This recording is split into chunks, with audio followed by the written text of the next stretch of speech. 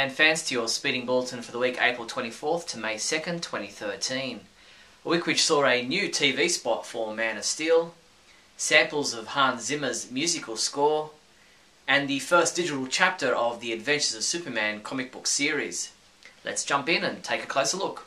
In movie news, a new TV spot for Man of Steel aired during Wednesday night's new episode of Modern Family on ABC in the USA. Warner Brothers Pictures made the TV spot available online via YouTube soon after. Let's take a look. What if a child dreamed of becoming something other than what society had intended? What if a child aspired to something greater?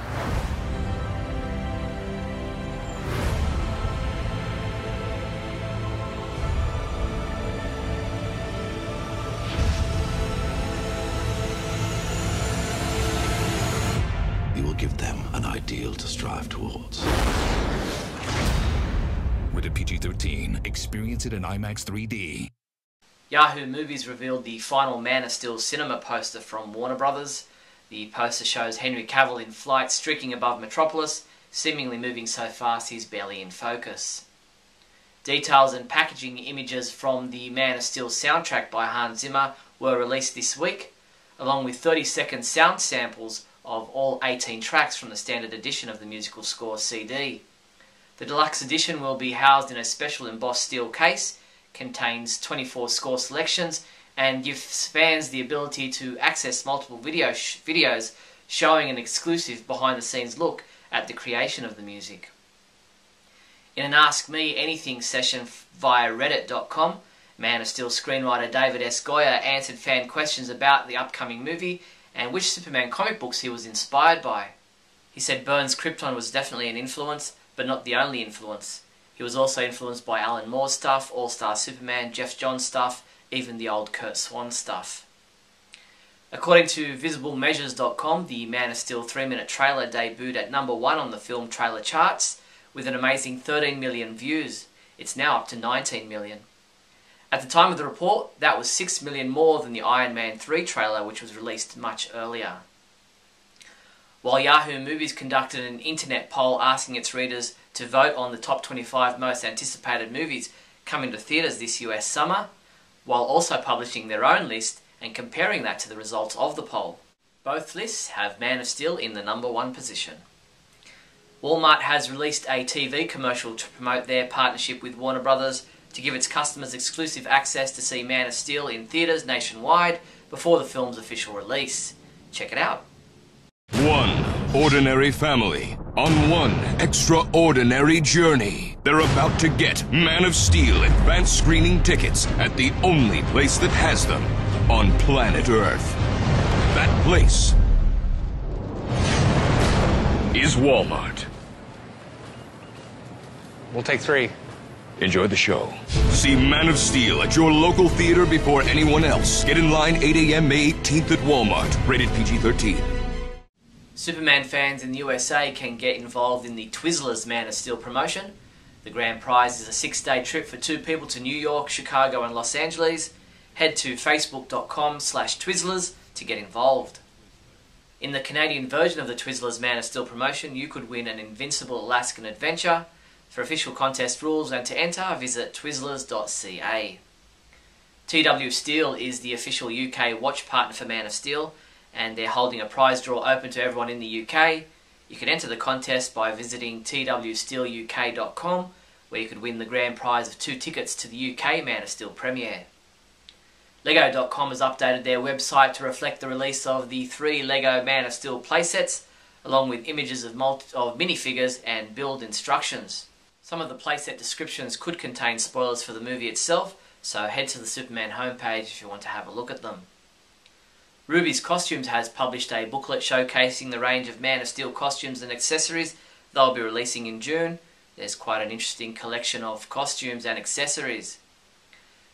Late last month, Henry Cavill travelled to Japan where he participated in a number of interviews to promote Man of Steel. Here is part of one of those interviews where he discusses what his reaction was when he found out he'd been chosen to play Superman. It's quite surreal. I had a moment of sort of very quiet and not quite believing it, not thinking it was true. And I was just running up and down the stairs of my house, sort of, you know, shouting and whooping with joy and looking in the mirror saying, "Oh my goodness, I'm Superman." Mattel announced that it will be releasing a DC Man of Steel Movie Masters Superman vs. General Zod movie pack available at the 2013 San Diego Comic-Con. It will be available for pre-order at MattyCollector.com on June 4th to be picked up at San Diego Comic-Con. A full image hasn't been released yet, but will be released on June 17th. Studio Oxmox posted a series of images showing off their prototype of their upcoming life-size Man of Steel statue of Henry Cavill as Superman. Standing at a total height, including the base, of 205 centimeters, the life-size statue is being created for promotional purposes only. Issue number 235 of SFX magazine not only features Superman on the cover, but there's also an 8-page article on Man of Steel. SFX speaks to director Zack Snyder about the making of Man of Steel and how he feels about launching a new Superman movie amongst all the other superhero movies coming out this year. Plus there's an interview with Henry Cavill. This issue of SFX is on sale now. Visit sfx.co.uk for more info. The June 2013 edition of the British GQ magazine features a cover article on Man of Steel star Henry Cavill. The June magazine is out now and is also available on the iPad, Kindle Fire and Google Play. Warner Home Video released a number of video interview clips and a preview clip for this coming week's release of Superman Unbound, the next entry in the popular series of DC Universe animated original movies. Teenagers. It's a matter of calibration. She's a good kid. She'll learn. So what's your excuse? Meaning? You volunteered to be their hostage? Well, better me than someone else. You have to stop doing things like that. No, what I have to do is get the story. Other reporters do their jobs without needing me to save them every time. Other reporters don't have the access I do. To the stories or to me? Both. Must be awful being you. Most powerful man in the world, and you still can't control the women in your life.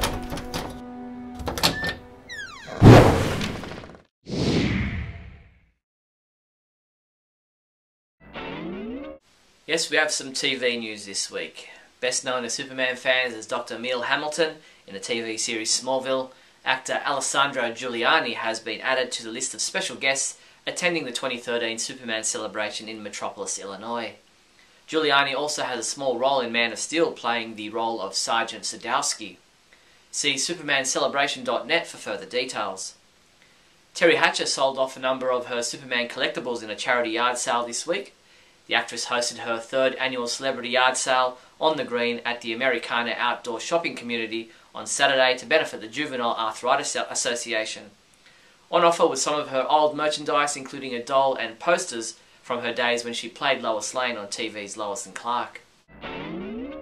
In comic book news, MTV caught up with J. Michael Straczynski to find out what he has planned for the 3rd volume in the best-selling Superman Earth 1 graphic novel series.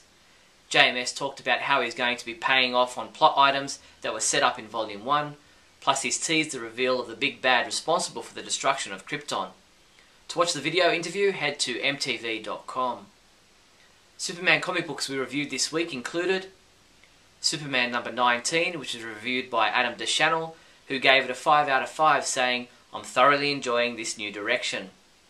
Keith Sumner reviewed Teen Titans number 19, saying, "A very solid action-packed issue," and he gave it a 4 out of 5.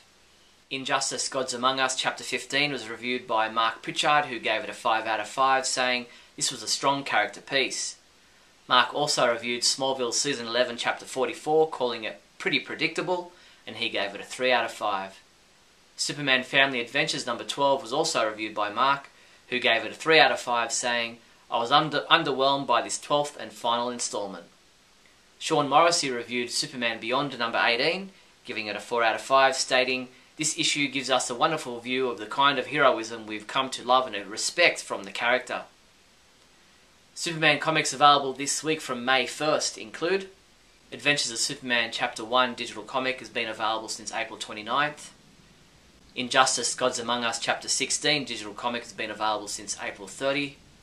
Action Comics number 20 is also available in a variant cover. Smallville Season 11 Chapter 45 digital comic is available May 3rd. Superman Earth 1 Volume 1 trade paperback, Action Comics Volume 1 Superman Men of Steel trade paperback, Action Comics Volume 2 Bulletproof hardcover. We've just added a massive range of official Man of Steel t-shirts to the Superman homepage online store. Different designs, colours and styles in a range of sizes for men, women and children. Grab your Man of Steel America's Hero t-shirt from $27, or how about the Man of Steel Zod Shield from just $21. These and other great Man of Steel t-shirts are available from your one-stop Superman shop, the Superman homepage online store at supermanhomepage.com/shop. In other news, Warner Brothers Interactive Entertainment and TT Games announced the release of LEGO Batman DC Superheroes for the iPhone, iPad and iPod Touch. Delivering action-adventure gameplay to touchscreen devices, this latest caper is based on LEGO Batman 2 DC Superheroes, the game which released to critical acclaim in June 2012 and was one of the best-selling video games of the year. Head to videogames.lego.com for more details. Warner Brothers Interactive Entertainment also released a champion profile video on Doomsday, one of the characters you'll be able to fight with in Infinite Crisis, an all-new multiplayer online battle arena game developed by Turbine. Driven by violence, Doomsday seeks only to break any opponent who would dare challenge him. Infinite Crisis is scheduled for release in 2013 for the PC. For more information or to sign up for a chance to participate in the beta, visit infinitecrisis.com.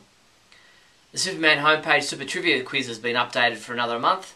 The 3 questions we're asking you this time around are: what is the name of the character being played by Christopher Maloney in Man of Steel? What logo is on the patch that Ursa rips off of the astronaut in the movie Superman 2? And certain episodes of the Fleischer Superman cartoons stated Superman was mightier than a what? If you think you can answer all 3 questions, come by the site now to submit your entry. The Superman homepage has a number of giveaway contests running at the site now. Check the website for our Superman the Legend trading card giveaway, a Sadness of Superman CD giveaway, and a Cape Crazy prize pack giveaway. And that's all the Superman news there was for the week April 24th to May 2nd. I'm Steve Younis from supermanhomepage.com. Great Scott! Great Scott! Great Scott!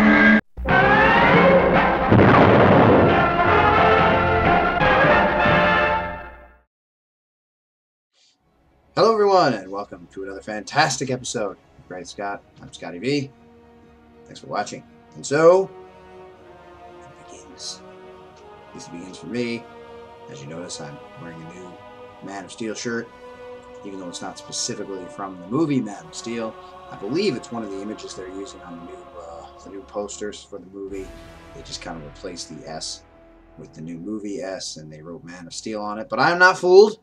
I know that it's an old image that's been used before and that's been on other shirts and other posters and other comic books. But I like the image, and I'm not going to say, oh no, this one's outdated because there's a new one that says Man of Steel on it, even though I know it's not really an image from Man of Steel. However, these items here are actual movie merchandise.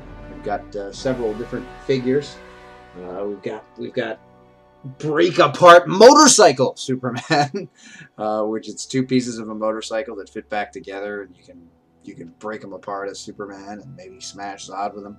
We got Zod up here. It's Shadow Assault Zod with a 2-in-1 Mega Blade, which I guess is for the Civil War on Krypton or something, because on Earth I don't know that it's necessary to have a Mega Blade when you have superpowers. Then you got the other 2-in-1 Battle Staff Krypton Combat Superman.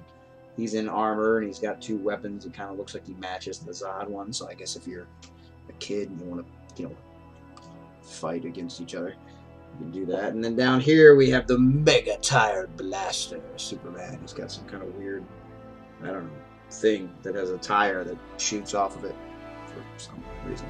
And the interesting thing about these toys is that there's only one of them that's actually wearing the Man of Steel costume from the movie, and it's this Break Apart Motorcycle Superman. The rest of them have different suits, and I don't believe, at least from what we've seen, that Superman himself is going to wear any of this Kryptonian armor or have weapons like that.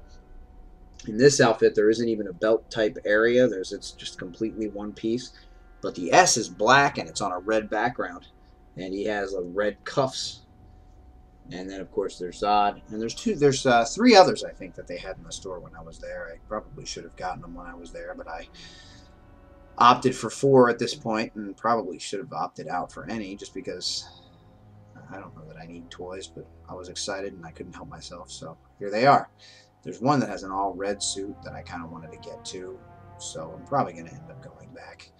But who knows? I've been hearing about this Walmart promotion that's supposed to start, where there's supposed to be a whole centerpiece that has shirts on it and posters on it and all the toys and all the advertising so that people see it, and capes and things. And I've been going almost every day, because I'm insane, to check out and see what they have. And so far, nothing really impressive. I mean, the first day I went, they had the cape with the chest gear for kids, and that's all they had. Then I started to see that they had little pegs with Man of Steel labels on them, but still nothing hanging there. Then there were 3 figures. Now there's 7.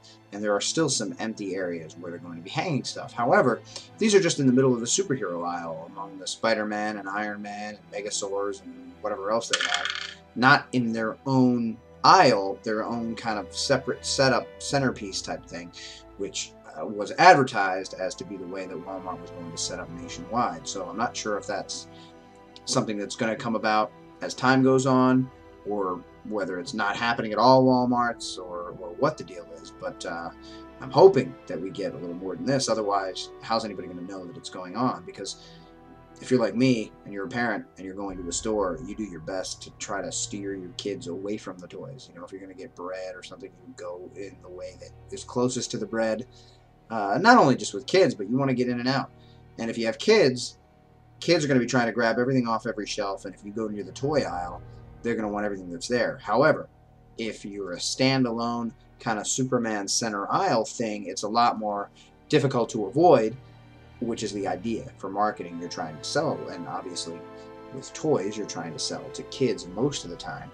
I know, it's like I'm 7.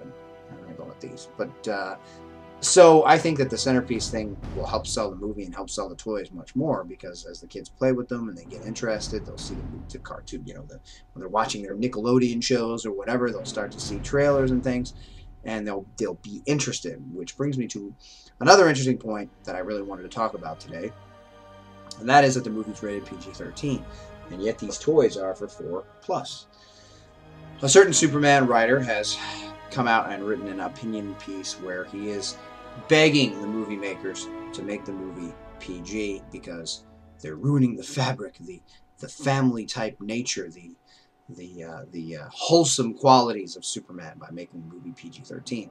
And I couldn't disagree more. Now, I've never written Superman as a professional comic book writer, so perhaps this guy knows a lot more than I do. However, many Superman stories, other superhero stories that I read in comics on a regular basis, and continuing now at this point, would have to be rated PG-13 if they were brought to life on screen.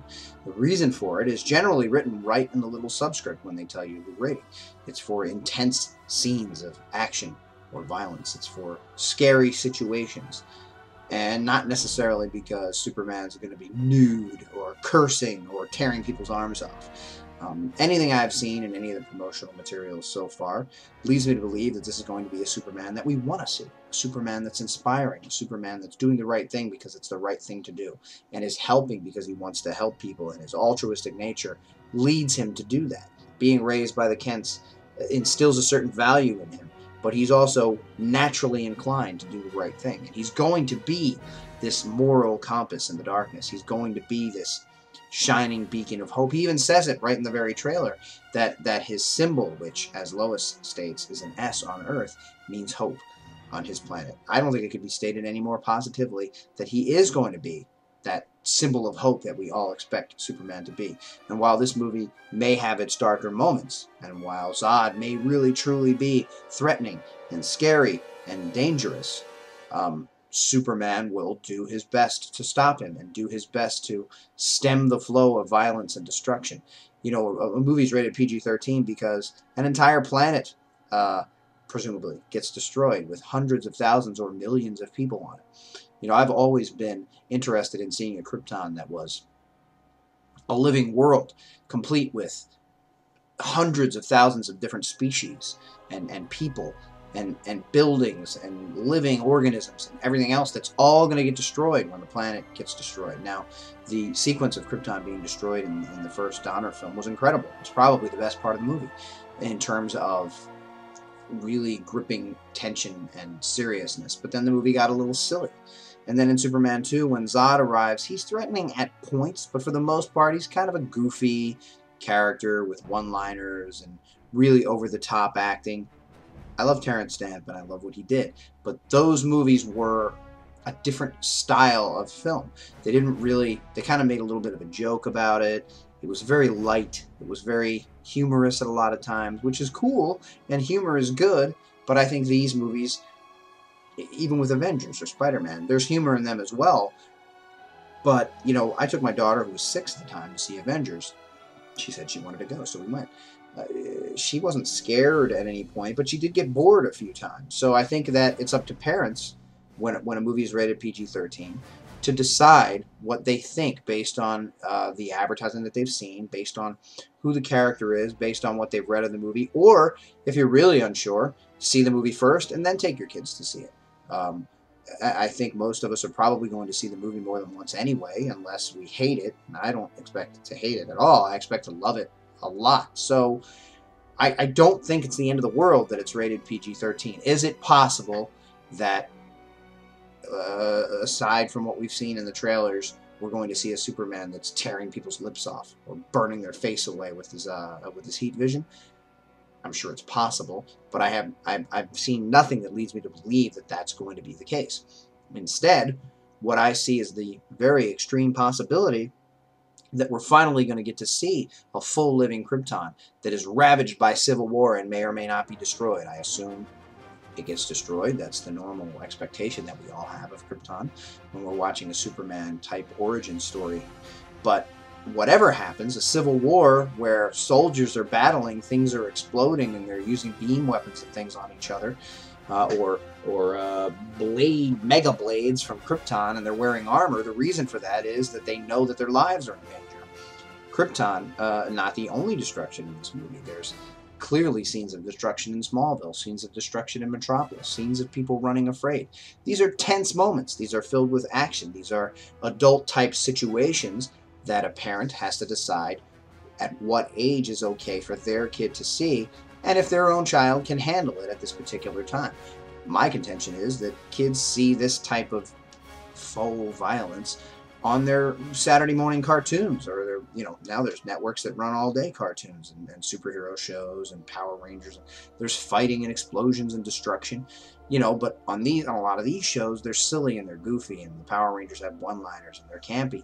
This is more of a situation that might happen if this actually occurred. And I hear a lot of fans saying, well, I don't like my superheroes to be set in the real world. Superheroes aren't real. Well, clearly, there's no super alien that's flying around coming to save the day. However, if there were, how would we react? How would the military react? How would the world react? How would his powers work? I like seeing this type of stuff, and I'm very interested in seeing how it goes. It's also very heartening to me that there are toys like this and that there are going to be more, because it's leading me to believe that they are trying to appeal to families and children, and they are trying to have kids be able to see this movie, even though it's rated PG-13, like every other superhero film of the last 12 or 15 years. So fear not, I say to Superman writer and to other people.